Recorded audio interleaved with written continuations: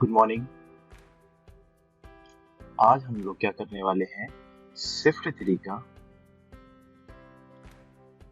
Paper solve करते हैं। ठीक है, तो स्टार्ट करते हैं।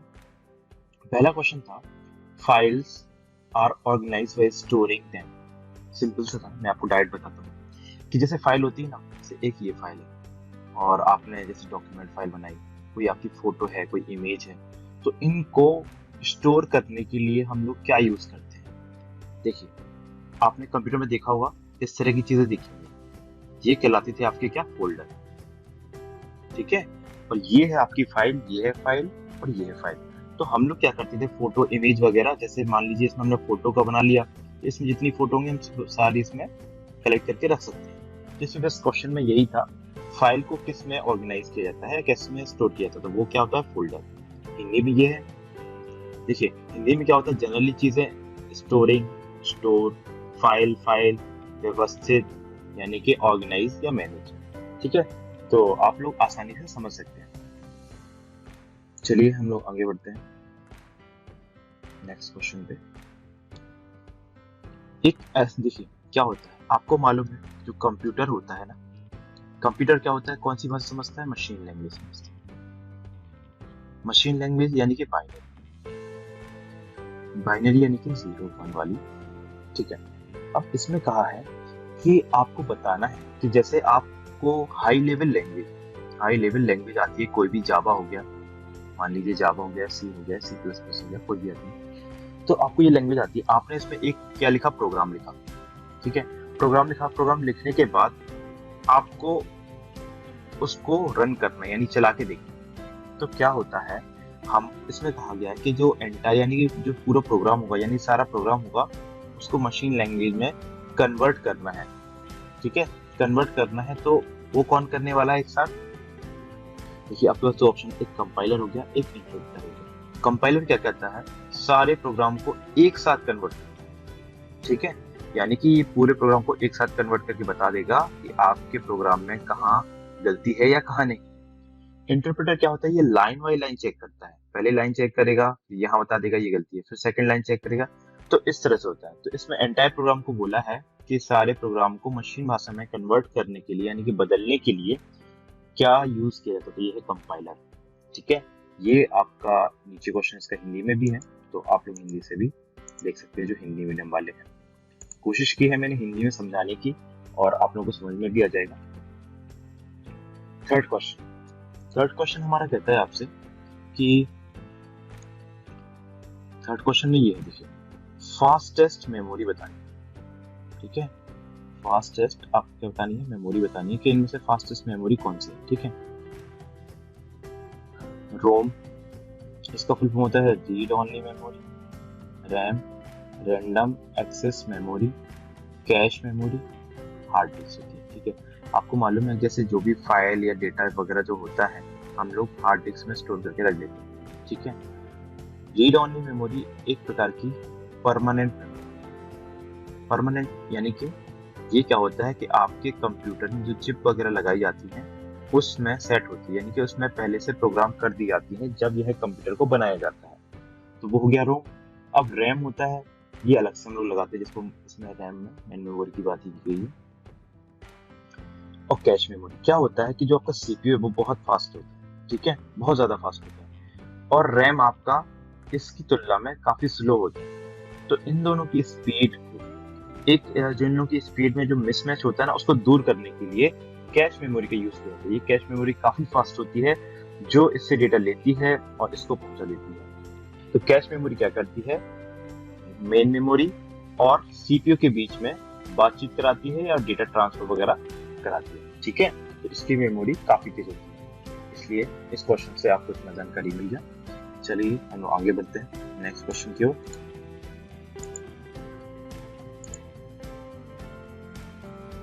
नेक्स्ट क्वेश्चन है, देखिए ये क्वेश्चन रिपीटेड है, यानी कि ये पहले जो सेट थे उसमें ही पूछा जा चुका है इस तरह से जो क्वेश्चन था। तो कह रहा है कि स्टोरेज कैपेसिटी, यानी कि जो मेमोरी वगैरह होती है ना, उसमें बहुत ज्यादा स्टोर करने की, यानी कि बहुत ज्यादा डेटा को रखने की, ठीक है, क्षमता होती है। तो वो कहता है हार्ड डिस्क में जो होगी इनमें से कौन होगी।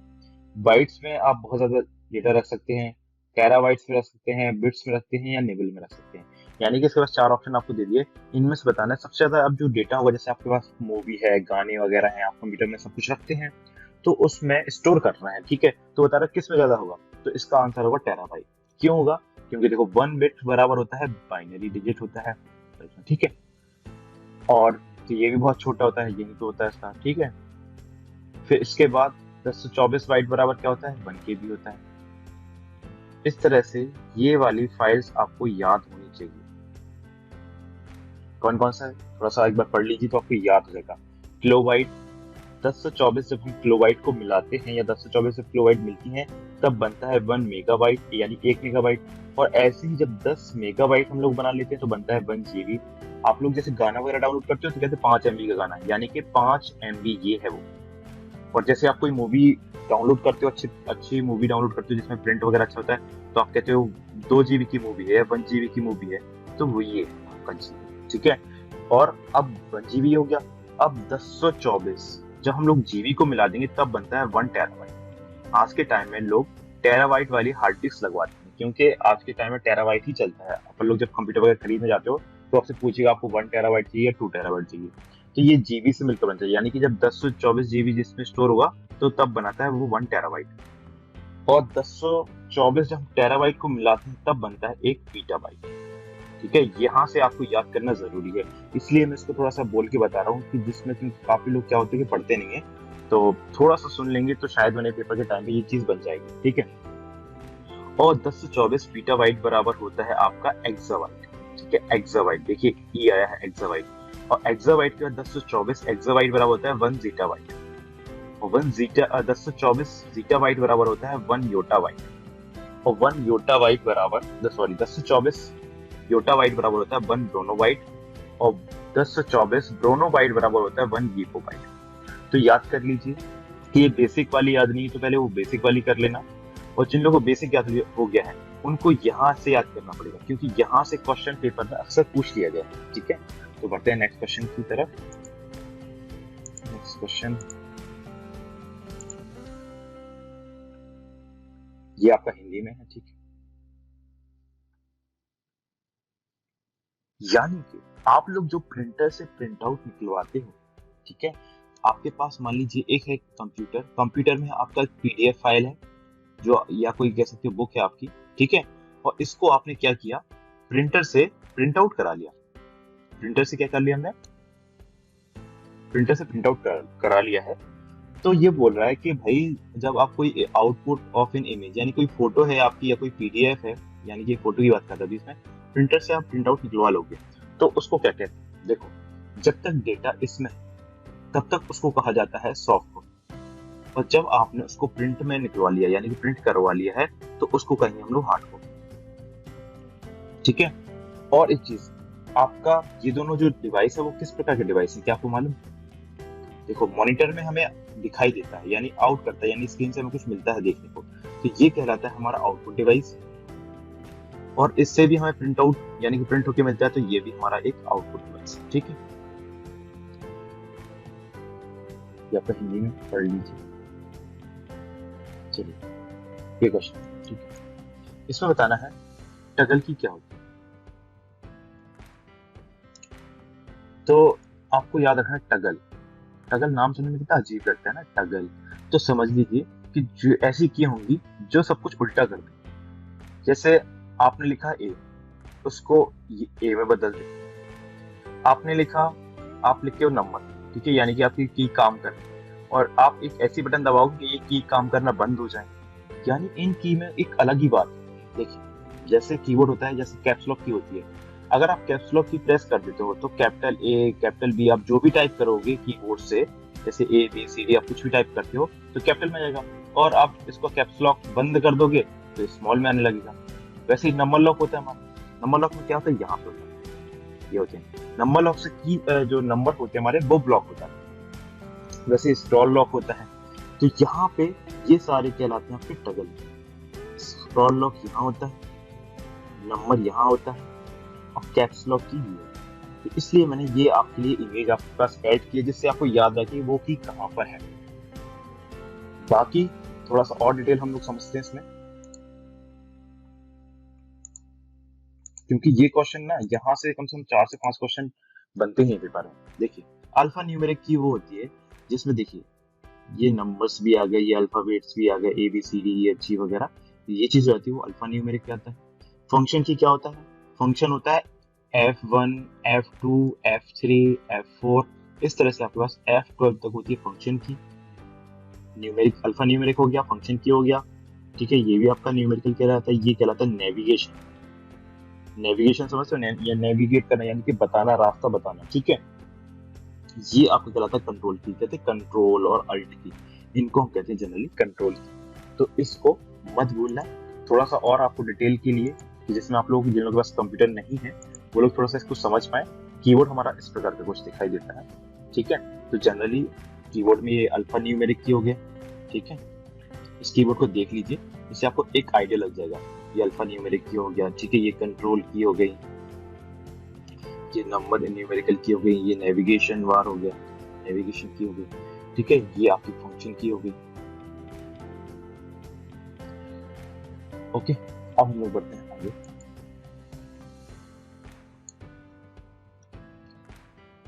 Database management system. मैं बहुत ही सिंपल सा एग्जांपल आपको बताऊंगा। स्कूल होता है, जैसे मान लीजिए कॉलेज, आप लोग कॉलेज वगैरह पढ़ते हैं ना, तो कॉलेज है। तो कॉलेज में आपने देखा होगा कि बहुत सारे बच्चे एडमिशन लेने आते हैं, फॉर्म वगैरह भरते हैं, ठीक है। तो उन सभी बच्चों का जो डेटा होता है, name, father's name, mother's name, जो डेटा होता है ना, इसको हम लोग क्या करते हैं, स्कूल कॉलेज वाले क्या करते हैं, स्टोर करके रखते हैं, यानी कि इकट्ठा करके रखते हैं। अब इनको स्टोर करने के लिए हमें क्या करना पड़ता है, अलग अलग सॉफ्टवेयर की जरूरत पड़ती है। तो जो माइक्रोसॉफ्ट MS ऑफिस जो होता है ना, ऑफिस होता है एक पैकेज क्यों कहते हैं इसमें? क्योंकि इसमें ऑफिस से संबंधित कार्य करने वाले ज्यादातर सॉफ्टवेयर आपको मिल जाएंगे। जैसे आपको एप्लीकेशन लिखना है तो वर्ड मिल जाएगा, MS वर्ड, ठीक है। आपको शीट बनाना है तो आपको मिल जाएगा एक्सेल, ठीक है। आपको डेटाबेस बनाना है तो आपको मिल जाएगा MS एक्सेस। आपको प्रेजेंटेशन बनाना है तो आपको मिल जाएगा पावर, ठीक है। तो इस तरह से आपको ये चीजें मिल गई। अब इसमें कहा कि डेटाबेस को मैनेज करने के लिए किस सॉफ्टवेयर की जरूरत पड़ने वाली है। तो हम लोगों को मालूम है डेटाबेस हम लोग बनाते हैं MS एक्सेस में, तो MS एक्सेस इसका सही आंसर होगा। देख लीजिए MS सही आंसर है। वर्ड कब आएगा? जैसे एप्लीकेशन या डॉक्यूमेंट्स वगैरह बनानी है तब आएगा। आपसे कोई कहेगा स्प्रेडशीट बनानी है, वर्कशीट बनानी है, वर्कबुक बनानी है, तो आप एक्सेल का यूज करेंगे। अब यहाँ पे थोड़ा सा एक चीज मैं क्लियर कर दूं, बहुत जरूरी है, क्योंकि ये कई लोग भूल जाते हैं। देखिए एक रो और एक कॉलम से बनता है आपका क्या, सेल। ये एक्सेल की बात बता रहा हूँ, ठीक है। और जब से कई सारे सेल हो जाएंगे तो एक बन जाएगा क्या, शीट। इसी को कहते हैं स्प्रेडशीट, ठीक है। और कई सारी स्प्रेडशीट से हम लोग बना सकते हैं क्या, एक वर्कबुक।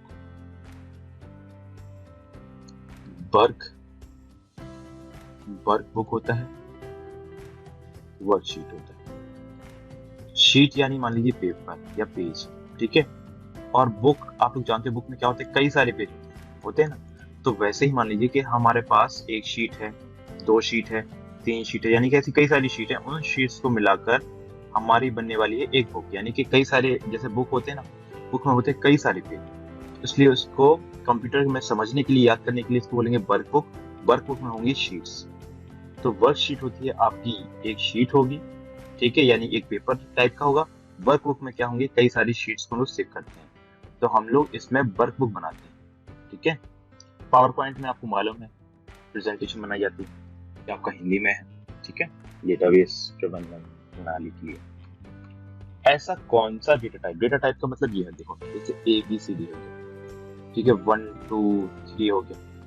तो ABCD क्या कहलाता है, अल्फाबेट कहलाते हैं, ठीक है। 1 2 3 क्या कहलाते हैं, नंबर कहलाते हैं, या न्यूमेरिक जिनको कहते हैं। और जिसमें ABCD और 1 2 3 दोनों आ जाए उसको हम कहते हैं अल्फा न्यूमेरिक कहते हैं। तो इस तरह से उसने पूछा है कि ये क्या है आपका डेटा का टाइप, क्या है आपका डेटा टाइप। मैंने समझाने के लिए बता दिया कि ये आपका ABCD जो होगा तो ये अल्फाबेट्स होंगे, 1 2 3 जो होगा वो न्यूमेरिक होगा, और दोनों मिक्स हैं तो अल्फा न्यूमेरिक में आपके ये भी आ जाते हैं, ठीक है, ये सब चीजें भी आ जाती हैं, सिंबल्स वगैरह। तो इसमें कहा गया है कि ऐसा कौन सा डेटा टाइप है जो नंबर बस को, ओनली नंबर को स्टोर करने वाला है। तो क्या होगा वो? आपका नंबर टाइप का डेटा टाइप है, हुआ न्यूमेरिक या नंबर टाइप का। टेक्स्ट में देखो, ये क्वेश्चन तो है एमएस एक्सेस का, ठीक है। इसमें टेक्स्ट में क्या होता है, 0 से लेके 255 कैरेक्टर तक हम स्टोर कर पाते हैं, यानी कि नाम वगैरह लिखने के लिए इस वाले डेटा टाइप को हम लोग लेते हैं। मेमो में क्या होता है, मेमो में हम लोग एड्रेस वगैरह लिखते हैं, क्योंकि एड्रेस होता है काफी बड़े, तो जैसे काफी बड़ा मैसेज वगैरह लिखते हैं, डिटेल लिखनी है, तो उसके लिए हम लोग मेमो टाइप का डेटाबेस लेते हैं, और डेटा टाइप बताने की जरूरत है, ठीक है। और ये हिंदी में है। चलिए आ गया है नेक्स्ट क्वेश्चन हमारा, जिसमें कहा गया जो सीपीयू है रीड मीन्स पढ़ता है information from secondary memory. Secondary memory का मतलब है हार्ड डिस्क की बात कर रही है। अब देखिए, मैंने इसमें बताया था आपको हार्ड डिस्क में अंदर का अगर स्ट्रक्चर देखो, मतलब हार्ड डिस्क को और खोल के देखेंगे, उसमें सेक्टर होता है, ट्रैक होता है, ठीक है, क्लस्टर होता है और सिलेंडर होता है। मैंने ये 4 चीजें पुरानी वाली वीडियो या जो मैंने पहले इसकी वीडियो अपलोड की थी उसमें ये बताए थे इन कॉन्सेप्ट को। अगर आपने अब तक वो पुरानी वाली या जो 1 से 2 मैंने वीडियो भी अपलोड की है उनको अगर नहीं देखा है जो सीपीसीटी से संबंधित है, तो आप उनको देख लीजिए, उसमें डिटेल में मैंने इसको एक्सप्लेन किया है। तो ये इन सब के बारे में आपको एक बार रिमाइंड करना है, लिख कर देखना है, ठीक है। आप कमेंट में चाहो तो कमेंट में लिख सकते हो, कॉपी में चाहो तो कॉपी में लिख सकते हो। अब ये कह रहा है कि सेकेंडरी मेमोरी से, ये सेकेंडरी मेमोरी से सीपीयू में इंफॉर्मेशन जो आती है, ठीक है। तो अगर ये हमारा सीपीयू हो गया, या जिसको कहते हैं माइक्रो प्रोसेसर, माइक्रो प्रोसेसर में आपको मालूम होगा कि इसमें छोटे छोटे क्या हो जाते हैं, मिलियंस ऑफ ट्रांजिस्टर लगे रहते हैं, कई सारे ट्रांजिस्टर मिलकर बनता है माइक्रोसॉफ्ट ये चिप बनता है, ठीक है। अब क्या है कि माइक्रो प्रोसेसर के पास अगर डेटा आना है सेकेंडरी मेमोरी से, तो इसके लिए मतलब क्या करना होगा, यानी कैसे आएगा, तो इसके लिए बीच में यूज किया जाता है किसका, मेन मेमोरी का यूज किया जाता है। मेन मेमोरी यानी कि आपका हो गया रैंडम एक्सेस मेमोरी, यानी कि सबसे पहले जो डेटा हार्ड डिस्क से उठकर आता है मेन मेमोरी में, और मेन मेमोरी से उठकर आता है प्रोसेसर में। अब देखिए, इसी प्रोसेस को हम लोग कहते थे ना, हमने बोला था कि जो हार्ड डिस्क है उसे डेटा जो उठकर रैम में आता है उसको कहते हैं आपका बूटिंग प्रोसेस, यानी कि बूटिंग प्रोसेस के दौरान ये सब कुछ होता है। अब बूटिंग प्रोसेस क्या कहलाती है, तो आपको कोई पूछता है आपसे तो आप समझ जाओगे कि क्या होता है कि जब हम लोग कंप्यूटर का पावर बटन ऑन करते हैं ना, और तब 1 से 2 मिनट लग जाते हैं कंप्यूटर को स्क्रीन को ऑन होने में, तो जो टाइम लगता है उस टाइम क्या होता है कि हार्ड डिस्क से डेटा को उठाकर मेन मेमोरी में लोड किया जाता है, उसी टाइम कहलाता है आपका बूटिंग प्रोसेस। क्वेश्चन पेपर में ये भी आ चुका है कि भाई लोगों को ये मालूम रहता है कि बूटिंग प्रोसेस का है, लेकिन कभी कभी ये मालूम नहीं रहता कि बार बूटिंग क्या होगी, यानी सिंपल समझिए कंप्यूटर को रीस्टार्ट करना, ठीक है। यानी आप दोबारा अगर कंप्यूटर को स्टार्ट करते हो तो वो कहलाता है आपका बार बूटिंग। तो यहाँ पे हो गया आपका बूटिंग प्रोसेस हो गया, बार बूटिंग हो गया, डेटा उठकर आ रहा है, ठीक है, रैम में यानी कि मेन मेमोरी में, मेन मेमोरी से जाएगा सीपीयू में। बस यही क्वेश्चन में पूछा गया था आपसे। क्वेश्चन के लिए चलिए देखते हैं क्या पूछा गया था हमसे। The first information transfer to the main memory, और उसके बाद जाएगी सीपीयू में, यानी कि सबसे पहले जो इन्फॉर्मेशन होगी वो कहाँ जाएगी, मेन मेमोरी, और मेन मेमोरी से उठ के कहाँ जाएगी आपका सीपीयू में, ठीक है। तो इस तरह से क्वेश्चन को डिटेल में पढ़ने से हमें बहुत नॉलेज होती है, और डिटेल में पढ़ने से चीजें बहुत टाइम तक याद रहती हैं। मैं सिर्फ डिटेल में इसीलिए आपको बताता हूँ कि जिससे आपको चीजें पेपर तक और पेपर के बाद भी अगर आपसे कभी कोई पूछता है तो आपको ये चीजें भूले नहीं, ठीक है। नेक्स्ट क्वेश्चन ये हिंदी में है, ठीक है, वही चीजें। नेक्स्ट क्वेश्चन अब आगे ये, ठीक है। इस क्वेश्चन में क्या है, देखिए अभी मैंने आपको सिर्फ बताया था रोम, रीड ओनली। ये क्या होता था, जब कंप्यूटर बनाया जाता था तब इसमें चिप्स टाइप की जो लगा दी जाती थी वो आपका मेन मेमोरी थी, ठीक है। और इसी को हम लोग बायोस भी बोलते थे, BIOS, basic input output system, ठीक है। अब क्या होने लगा है कि नई नई टाइप की रोम आने लगी, जैसे एम रोम, पी रोम, ईपी रोम और EEP रोम, और फ्लैश रोम या फ्लैश मेमोरी कई बार पूछा जाता है, ठीक है। तो ये लेटेस्ट है हमारी। तो हमारे पास अब तक जो डेटा मिलता है किताबों में, तो हम लोग जो अब तक पढ़ते आ रहे हैं, जो लेटेस्ट नहीं जो अब तक पढ़ते आ रहे थे, तो यहाँ तक मिलता था हम लोग। प्रोग्रामेबल रीड ओनली, यानी पी का होता था प्रोग्राम, यानी कि आप रोम को अगर आपके पास कंप्यूटर की अच्छी नॉलेज है तो आप खुद भी एक इसको प्रोग्राम कर सकते हो एक बार में। इरेजेबल प्रोग्रामिंग यानी कि इसको डेटा को एक बार इरेज करके बाद फिर से आप प्रोग्रामिंग कर सकते हो। ईईपीआरओएम यानी कि इलेक्ट्रिकल मेथड के थ्रू आप इसको मिटा सकते हो डेटा को और फिर से इसमें आप प्रोग्राम कर सकते हो। तो आज के टाइम में ये आने लगा है, ठीक है, लेकिन ये नॉर्मल कोई हम लोग जैसे नहीं कर पाएंगे। जब हम लोग को कंप्यूटर की अच्छी नॉलेज होगी तब हम ये सब चीजें कर पाएंगे, ठीक है। तो यही इसमें क्वेश्चन था, ईपीरोम का फुल फॉर्म क्या है? Erasable, programmable, read only memory. सभी लोग इनको याद कर लेना, क्योंकि जो अगला जो पेपर होने वाला है 16 तारीख वगैरह को, 16-25 को, तो उसमें इससे रिलेटेड क्वेश्चन आ सकता है। तो ध्यान से इसको अभी एक एक बार लिख कर देख लीजिए। जैसे एमरोम का याद कर लीजिए, मार्क्स रीड ओनली मेमोरी, ठीक है। ये आपको हो गया programmable read only memory. Erase यानी होता है मिटाना, यानी कि आप प्रोग्राम को एक बार मिटा सकते हो रीड ओनली मेमोरी में। फिर इलेक्ट्रिकली इरेज यानी कि आप मिटाएंगे आप किससे? बिजली के थ्रू, ठीक है। इस तरह से आप चीजों को रिमाइंड करने की कोशिश कीजिए, आपसे ये पेपर में बन जाएगा, ठीक है। आता हमारा नेक्स्ट क्वेश्चन। ये क्वेश्चन आपका हिंदी में दे दिया है, ठीक है। देखिए लिख के वही है, उन्हें हिंदी में भी नहीं लिखना, तो इसलिए सच है कि आप इंग्लिश में ही रीड कर लो, ठीक है। अब ये कहा गया है कि आप लोग जो एटीएम वगैरह यूज करते हो। यस सर, हम लोग एटीएम तो बहुत अच्छे से यूज करते हैं, पैसा निकालते हैं, पैसा हाँ निकालते हैं, मिनी स्टेटमेंट निकालते हैं हम लोग, ठीक है। तो यही कहा है कि ऑटोमेटेड टेलर मशीन जो होती है उसमें जो पब्लिक होती है, यानी कि हम लोग जो यूज करते हैं, तो इस फिंगर का यूज करते हैं। जैसे मशीन रखी है ना, हम लोग फिंगर यूज करते हैं, टच करते हैं, करंट अकाउंट, सेविंग अकाउंट कर दिया, सेविंग अकाउंट, और यहाँ से उन्होंने पूछा कि क्या करना है, मिनिमम स्टेटमेंट निकालना, तो ये निकालना है, तो टच करके हम लोग यूज करते हैं। पेन का यूज नहीं करते, बोलकर कंप्यूटर को उसको एटीएम को नहीं बताते। स्टाइलिस, स्टाइलिस क्या होता है? ये होता है पीडीए होता है ना, मैंने बताया था पीडीए। पीडीए में एक हम लोग पेन यूज करते हैं लिखने के लिए, ठीक है। तो ये था आपका स्टाइलस, ठीक है। ये भी पेपर में आया, इसलिए मैंने इसको थोड़ा सा और रिमाइंड करा दिया। तो आप लोगों को लिखना है पीडीए का फुल फॉर्म। देखो कोशिश किया कीजिए कि आपको याद है या नहीं है, आप इसको ट्राई कीजिए, कमेंट में आप लोग कुछ लिख सकते हैं, ठीक है। तो आप लोगों को चीजें याद है, ये हिंदी में, ठीक है, वही चीजें। अब देखो इसमें तो इसके लिए हमें याद होना चीजें जरूरी नहीं है, इसमें आप लॉजिक लगा सकते हो। कैसा लॉजिक लगा सकते हो भाई? वो पूरा इंकजेट प्रिंटर। इंकजेट प्रिंटर यानी कि जिसमें इंक वगैरह हम लोग रिफिल करते हैं ना, इंक का यूज करते हैं, लिक्विड वाली इंक, तरल, ठीक है, उसमें जो भर देते हैं। CMYK, इसका इसका इसका और इसका फॉर्म बताना, ये भी करना है, कई बार पूछा गया है। के का तो मैं बता देता हूँ, PLACK, ठीक है। इन इनका यूज करते हैं हम लोग जनरली। इनका इनका इनका आपको सर्च करके या कैसे भी करके आपको इनके आंसर पता करने हैं, ठीक है। क्वेश्चन हम लोग पढ़ते हैं कि वो कह रहा है कि भाई इंकजेट प्रिंटर में हमें क्या करना है, मिनिमम यानी कम से कम कॉटेज अगर है तो इनमें से कितनी हो सकती है? 5, 4, 5, 3, 2, 4, यानी minimum number of cartridges ink colour inkjet calendar printer, ठीक है। इसमें पैसा है बड़ा, कम कौन? ये में लगा दो। ऐसा नहीं करना कि आप 0 में लगा दो, फिर तो प्रिंट काम नहीं करेगा अगर ऑप्शन आता है। यहाँ पे हम लोग मिनिमम में देखेंगे, क्योंकि अगर दो भी हमारे पास कलर वगैरह है, इंक वगैरह है, तो हम अपना काम चला सकते हैं, यानी कि प्रिंट वगैरह कर सकते हैं।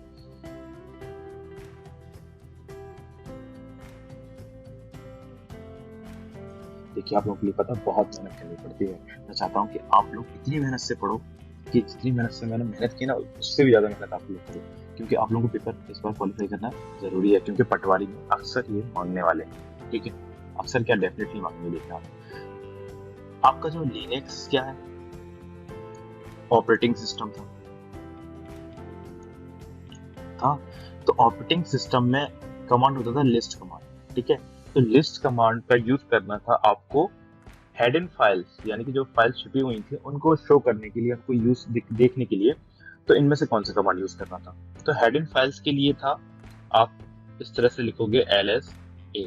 तो इस कमांड के थ्रू, और इसमें हम लोग डॉलर का यूज करते हैं, डॉलर पहले लिखा रहता है, और फिर हमें ये सब चीजें लिखनी पड़ती है, कमांड्स वगैरह तो काम करते हैं। तो इससे तो हमने क्या कर लिया, हिडन फाइल्स जो थी उनको शो कर लिया। अब कल आपसे पूछ लिया कि आप बताइए कि हमें क्या करना है, लिस्ट को लॉन्ग लिस्ट फॉर्मेट में देखना है, तो लॉन्ग लिस्ट के लिए L, ठीक है।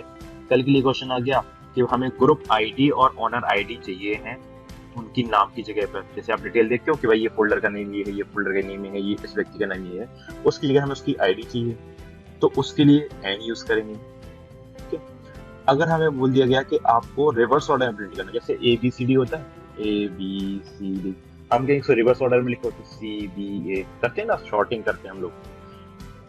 आर अगर पूछ लिया तो कैपिटल आर स्मॉल आर। अगर हमें चाहिए है कि एक फोल्डर के अंदर कुछ और कितनी सब डायरेक्टरी है, तो इसमें सब डायरेक्टरी यानी कि एक फोल्डर के अंदर भी अगर और फोल्डर आपने बना रखे हैं, तो इस तरह की इंफॉर्मेशन कंटेंट शो किससे होगा, आर से होगा।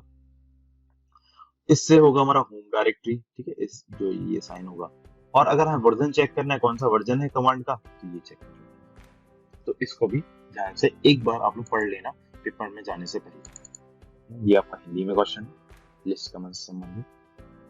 एमएस एक्सेस में हमें क्या करना है, मान लीजिए एमएस एक्सेस में हमें इसको, जो ये एमएस एक्सेस है हमारा सॉफ्टवेयर, इसमें हम यहाँ काम करें यहाँ काम करें, यानी कि दो पार्ट में डिवाइड करना है। तो उसमें इसके लिए ये ऑप्शन हमें कहाँ मिलेगा, ये मिलेगा डिजाइन व्यू में, और ये हिंदी में है। ये क्वेश्चन यहाँ से बनने के भी काफी सारे चांस है, तो इसको भी देख लीजिए। देखिए क्या है, ओपन ऑफिस। हम लोगों ने अब तक सुना है एमएस ऑफिस, सुना था, सभी ने सुना था।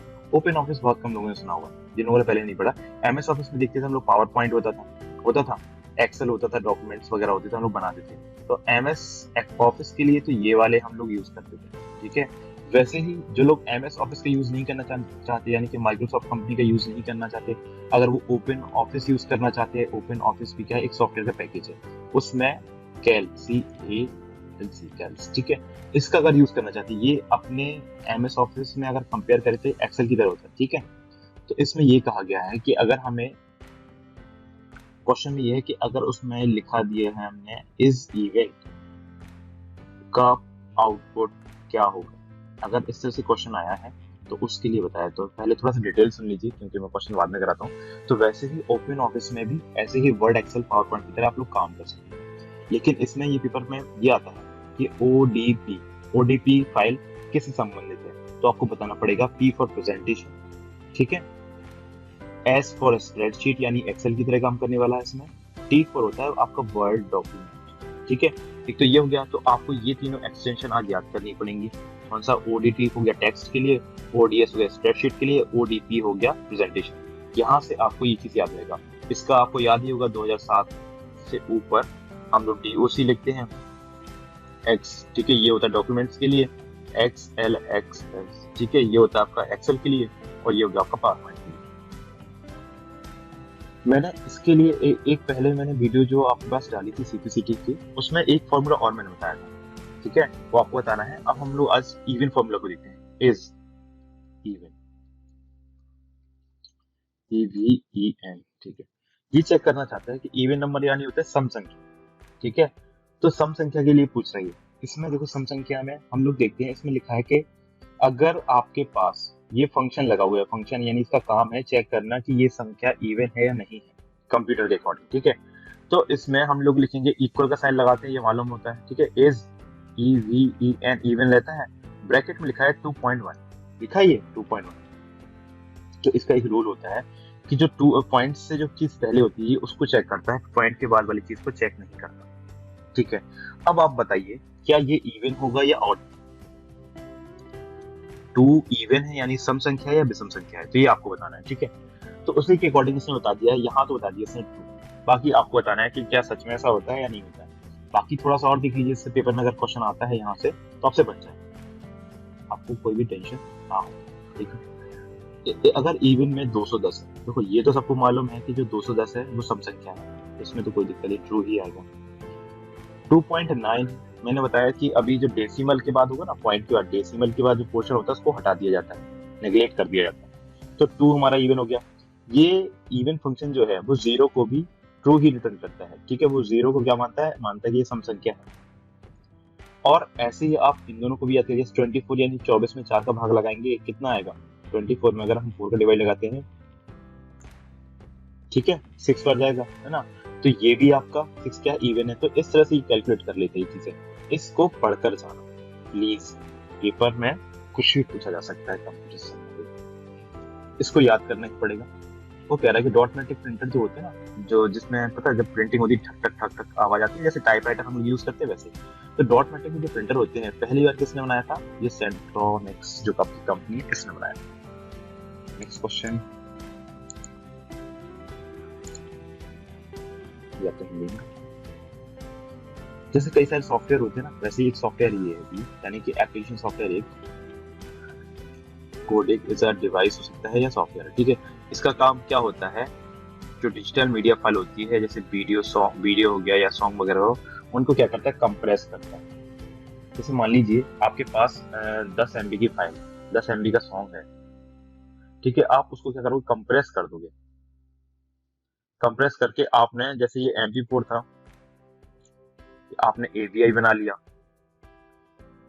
या MP4 में ही रहने दिया। इसकी साइज मालूम चलिए ये 10 MB थी, यहाँ हो गई फिर 7 MB फाइल, ठीक है। तो ये कोडेक्स नाम के जो सॉफ्टवेयर होते हैं, डिवाइस होते हैं, इनका यूज हम लोग जनरली कंप्रेस और डिकम्प्रेस करने के लिए करते हैं, ठीक है।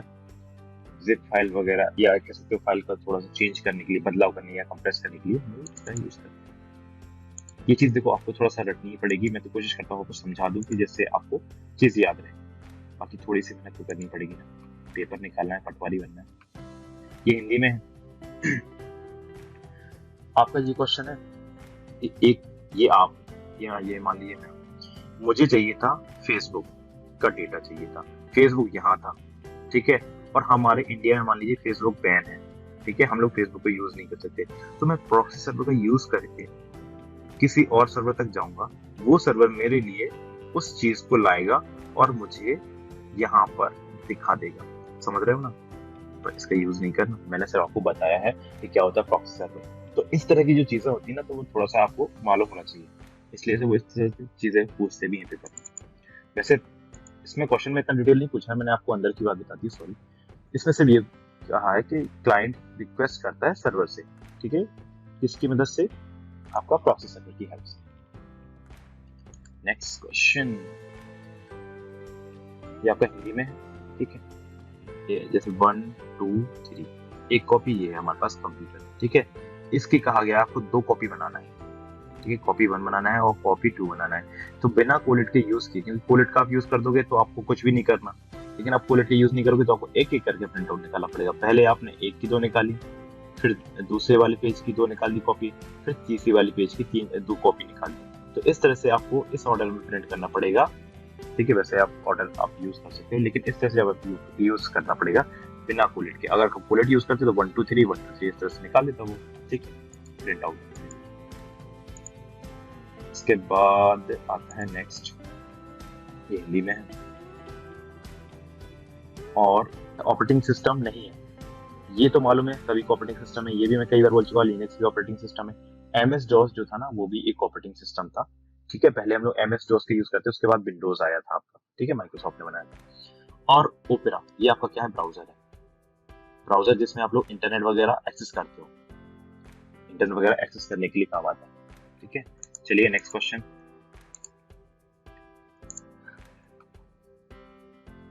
ये हिंदी में है, ठीक है। इसने सिर्फ ये कहा है कि भाई बायोस के बारे में बताना है, बायोस का आपको फुल फॉर्म बताना है, ठीक है। बायोस क्या है आपका, तो मैंने बताया है अभी पिछले, बायोस का full form basic input output system, ठीक है। तो ये आपको यूज कर लेना है। इसके असेंबली लैंग्वेज क्या होगी, ठीक है। असेंबली लैंग्वेज जो होती है ना, तो जैसे मैंने बताया था मशीन और आइडेंटिटी होती है, ठीक है। तो उनके लिए उन्हें बताना पड़ता है कि भाई देखिए हमारी जो वेबसाइट है वो बहुत सिक्योर है और बहुत अच्छी है, यानी कि इस पर आप भरोसा कर सकते हो। तो उनके लिए एक सर्टिफिकेट की जरूरत होती है, ठीक है। अब वो सर्टिफिकेट होता है जैसे SSL, इसका आप नाम सुनोगे जल्दी, SSL सर्टिफिकेट होता है, इसको बोलते हैं सिक्योर सॉकेट्स लेयर, ठीक है, सिक्योर सॉकेट्स लेयर। अब इसका काम क्या होता है, इसमें जो SSL सर्टिफिकेट बनता है वो ऐसे नहीं बनता है। इसमें क्या होता है, हमें इंफॉर्मेशन देनी पड़ती है, अपनी ऑर्गेनाइजेशन की इंफॉर्मेशन देनी पड़ती है, अपनी लोकेशंस बतानी पड़ती है, और भी हमें कई सारी इंफॉर्मेशन इस सर्टिफिकेट के अंदर, यानी कि जब ये सर्टिफिकेट बनता है तो उसमें देनी होती है। तो जब ये सर्टिफिकेट बन जाता है तो हमें ये मालूम हो गया कि अब हमारी जो वेबसाइट है वो ट्रस्टेड है, यानी कि लोग अगर उस पर आएंगे तो उन्हें मालूम चल जाएगा ये सिक्योर है। अब ये आपको कैसे मालूम होगा, आपने देखा होगा जैसे www, या आपने ये देखा HTTP लिखा होगा, फिर www लिखा रहता है, कहीं पे लिखा रहता है HTTPS लिखा होता है। S का मतलब होता है सिक्योर। इसमें S का मतलब ये है कि जिनके में वेबसाइट में S लिखा है, यानी कि उनके पास कोई ना कोई सर्टिफिकेट है, क्योंकि सर्टिफिकेट भी अलग अलग लेवल के होते हैं। तो जिनके पास अच्छा सर्टिफिकेट होगा तो उसके जितनी भी वेबसाइट होंगी जिनके पास सर्टिफिकेट होगा सिक्योरिटी से संबंधित, तो उनके आगे एस लग रहता है, और इन ऐसी वेबसाइट पे जिनमें एस लगा है उन पे हम लोग ट्रस्ट कर सकते हैं। लेकिन HTTP वाली जो वेबसाइट होती है इनमें थोड़ा सा आपको प्रॉब्लम हो सकती है। तो ज़्यादातर यूज़ किया कीजिए तो HTTPS वाली जो वेबसाइट्स है ना उनका यूज़ किया कीजिए। ये हिंदी में है, यानी कि प्रमाण दिया था उसमें, वो कुछ नहीं कि प्रमाण था भैया हमारे पास जो वेबसाइट है वो बहुत अच्छी है। जैसे एक पेज है, पेज में क्या होता है, जब पेज आप प्रिंटर में लगाते हो तो प्रिंटर से पेज जाता है तो इसमें एक पॉजिटिव चार्ज आ जाता है, ठीक है। तो यहाँ पर आपका यूज होता था कोरोना वायर, वायरस नहीं है भाई, ये कोरोना वायर है, ठीक है। कोरोना वायर क्या करता है कि पेज में चार्ज पहुंचाता है। यहाँ पर भी कोरोना वायर, कोरोना वायर क्या कहते हैं, समझ लीजिए वायर यानी तार है, आपके पास यहाँ पे इलेक्ट्रिसिटी पहुंचा रहा है, यानी कि चार्ज इसको दे रहा है, चार्ज इसको दे रहा है। जब पेज में चार्ज आएगा तो चार्ज आने से क्या होगा कि जो इंक होगी इसमें, ठीक है, जो इंक इसमें बनी हुई है, जैसे मान लीजिए क्या होता था कि पेज हमने लगाया, हम लोग कभी भी फोटोकॉपी वगैरह करते थे, ठीक है। तो फोटोकॉपी वगैरह में एक लाइट आती है, पहले कांच जो लगा रहता है इस पे पेज हम लोग रख देते हैं, तो लाइट आती है, इससे होता है एक रिफ्लेक्शन, रिफ्लेक्शन आता है इस पे ड्रम पे, ड्रम पे जो इसमें लिखा होता है उसकी बन जाती है एक फोटो, उसकी बन जाती है एक फोटो। फोटो क्यों बनती है, क्योंकि यहाँ से इसमें एक चार्ज दिया जाता है, ठीक है। तो चार्ज दिया जाता है तो जो नेगेटिव चार्ज होता है वो इस पे आ जाता है। फिर जो टोनर होता है, टोनर यानी कि कलर करने वाला या कार्टेज वगैरह, ये इस पे क्या कलर इसको फिल कर देता है इस पे ड्रम। जब ये ड्रम पे ये कलर आ जाता है उन उन जगह पर जहाँ पे हमें कोई भी चीज लिखनी है, तो वो इस पे आ जाता है। जब इस पे आ जाता है तो इसके बाद क्या होता है, इसके बाद होता है वो पेज पे आएगा, पेज यहाँ से आएगा, पेज पे वो चीज प्रिंट होती आएगी, पेज पे ये जो ड्रम होगा ये क्या कर देगा, प्रिंट कर देगा। और हमने ये बताया था जो ड्राई इंक होती है वो सूखी इंक है, तो वो इतना स्ट्रांग नहीं हो पाती, इसलिए उसको फ्यूजन से निकाला जाता है, फ्यूज वगैरह यहाँ पे लगे रहते हैं, तो इससे निकाला जाता है। वो क्या करता है, इतना इसको मेल्ट कर देता है, यानी कि इतना गर्म कर देता है कि वो इंक पिघल जाती है, पिघलने के बाद हमें क्या मिलता है, प्रिंट आउट मिलता है। तो ये था आपका लेजर प्रिंटर का कॉन्सेप्ट। तो इसमें यही कहा है कि क्वेश्चन में ये था कि आपको टोटली ब्लैक पेज कब निकलेगा, जब उसमें पावर नहीं होगी, किसमें, कोरोना वायर में, यानी कि अगर इनमें पावर ही नहीं होगी, इस कोरोना यहाँ पे जो वायर है हमारा और इसमें जो वायर है, ठीक है, इनमें जब पावर ही नहीं होगी तो हमारा पेज क्या हो जाएगा, पूरा ब्लैक निकल आएगा, क्योंकि इसमें पूरे में इंक आ जाएगी। जब पूरे में इंक आ जाएगी तो पूरे इंक इसमें आ जाएगी और यहाँ से फ्यूज हो जाएगी, यानी कि पूरी इंक आने के बाद प्रिंट भी कर दिया उसने, ठीक है। चलिए देखते हैं नेक्स्ट, ये आपका हिंदी में है, ठीक है, ट्रस्ट पे प्रिंट करने के लिए।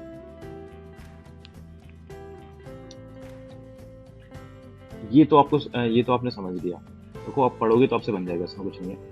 हाइब्रिड यानी हाइब्रिड मीन्स सब समझिए, जब भी हाइब्रिड नाम आता है यानी कि आप कई सारी चीज़ों को जोड़ रहे हो, ठीक है। जैसे आपने मान लीजिए एक कंप्यूटर ये है, कंप्यूटर ये है, कंप्यूटर ये है, कंप्यूटर ये हाइब्रिड कंप्यूटर है। नेटवर्क की बात कर दी, यानी कि वो और भी कंप्यूटर्स में ऐड हो सकता है, ठीक है।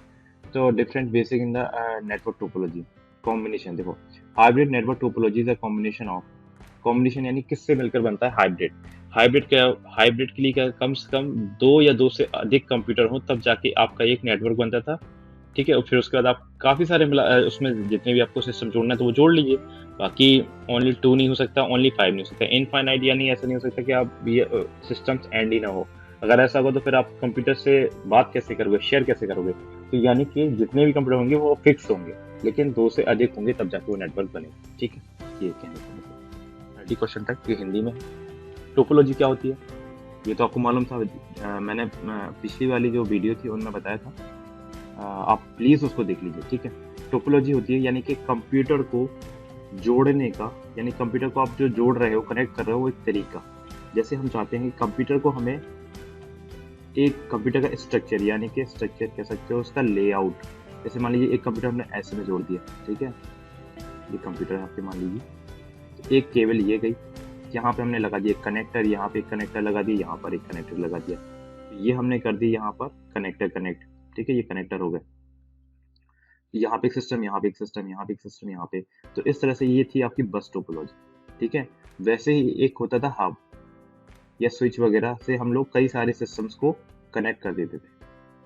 कनेक्ट या नेटवर्क बनाना क्यों ज़रूरी था, क्योंकि जैसे इस व्यक्ति को अगर आपको डेटा भेजना है तो सीधा इसके से इसके भेज सकता है, ये इसको भेज सकता है, ये इसको यहाँ से भेज सकता है, यानी कि हमें बार बार टाइम वेस्ट करने की जरूरत नहीं थी।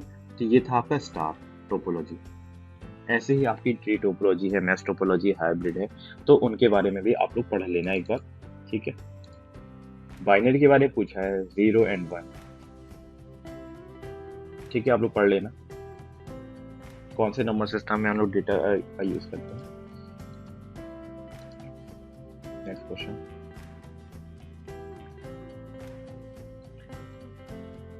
तो ये है, ये क्वेश्चन यहाँ से पेपर में, यानी कि ये मान लीजिए इसमें जो आपके पुराने पेपर हुए थे ना बहुत सारे, उनमें यहाँ से क्वेश्चन अक्सर आया, सबसे ज़्यादा पूछा है, और इसमें भी पूछ लिया। अभी फर्स्ट सेकंड और सेकंड शिफ्ट में नहीं पूछा था, लेकिन इसमें पूछ लिया गया, ठीक है। इससे पूछा जो IPv4 होता है, ठीक है, इंटरनेट प्रोटोकॉल वर्जन 4, ठीक है, उसमें कितने बिट का एड्रेस होता है, यानी कि एड्रेस होता है उसमें 32 बिट। अब IPv की जरूरत क्यों पड़ी? मान लीजिए आपका कंप्यूटर यहाँ पर है, ठीक है, आपका कंप्यूटर यहाँ से कनेक्ट है, और यहाँ पे विदेश में कोई कंप्यूटर रखे हैं वो भी कनेक्ट हैं, तो ये आपके क्या है, इंटरनेट से कनेक्ट है। जब भी आप इंटरनेट से कनेक्ट होते हो ना, तो आपके कंप्यूटर को एक एड्रेस देना पड़ता है। एड्रेस कैसे? यानी कि इस कंप्यूटर को ये मालूम होना चाहिए कि भाई ये इंडिया में इस जगह पर रहता है।